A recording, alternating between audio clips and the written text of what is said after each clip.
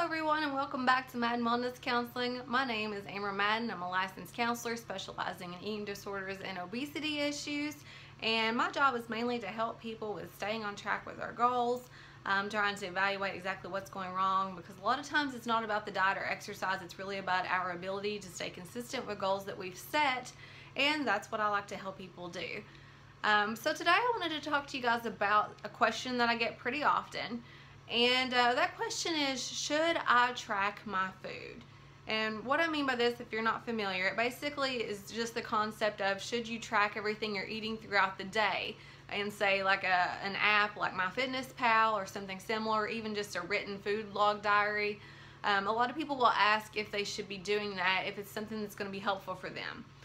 So I think that this is kind of one of these questions that there's really two schools of thought for. So a lot of the research shows that it is very helpful for clients to track their food, especially if they're new to making changes in their diet, because a lot of people maybe don't understand portion sizes that well.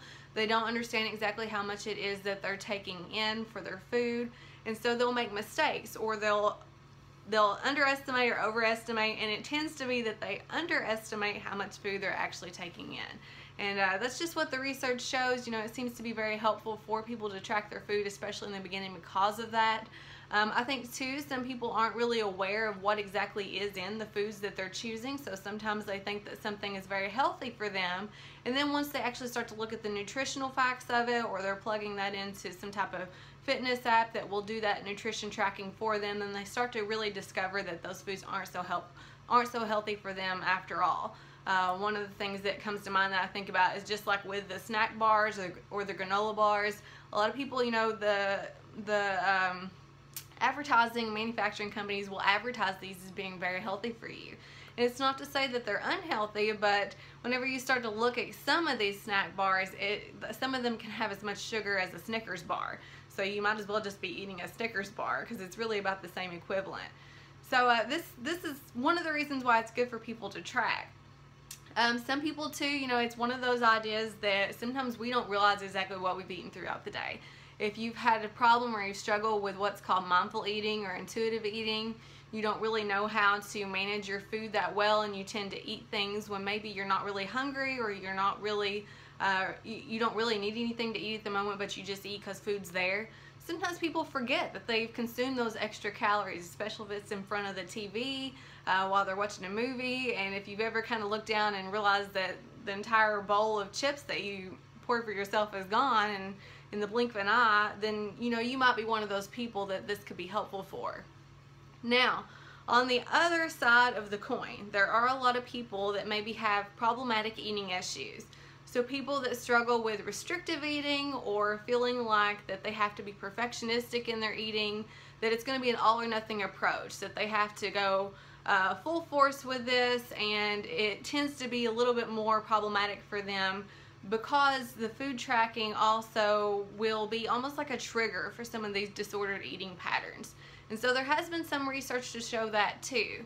And so a lot of times these are going to be people that are more on the severe side of things. I think about people that have anorexia.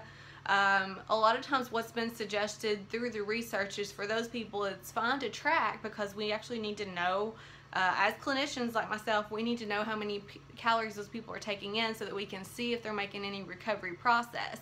But it's actually maybe better to keep the numbers away from these people.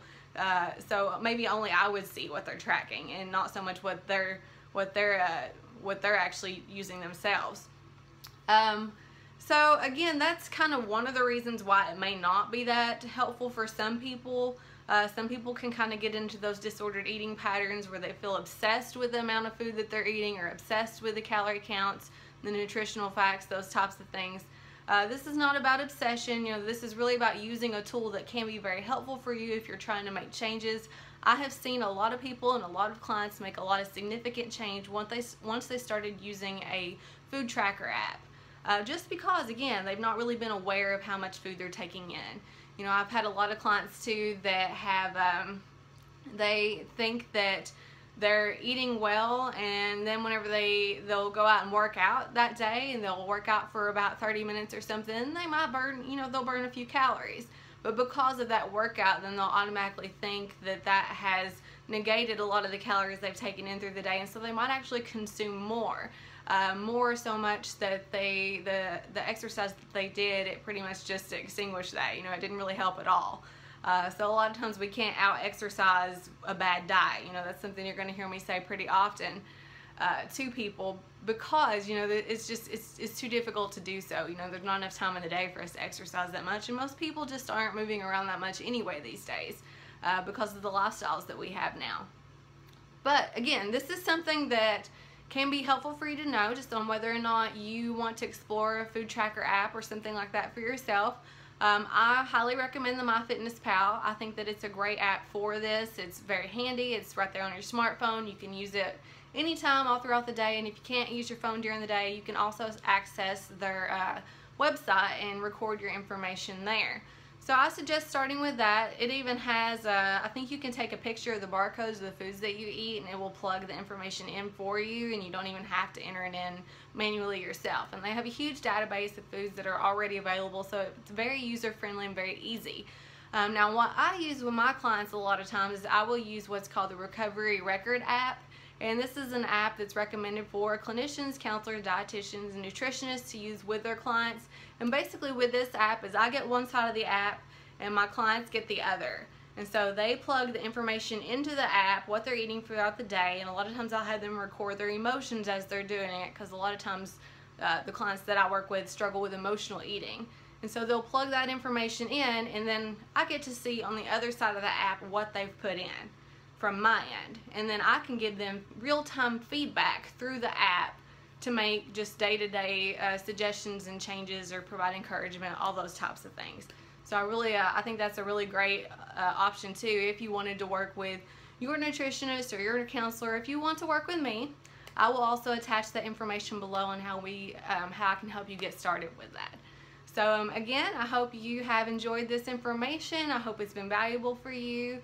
And if you haven't done so already, please like or subscribe to this channel. I will be putting out more and more information just like this that hopefully will be helpful for you in your healthy living journey. If you've not had a chance to check out my website, it is MindWellnessKY.com. That information will be below as well. Lots of great resources on my website.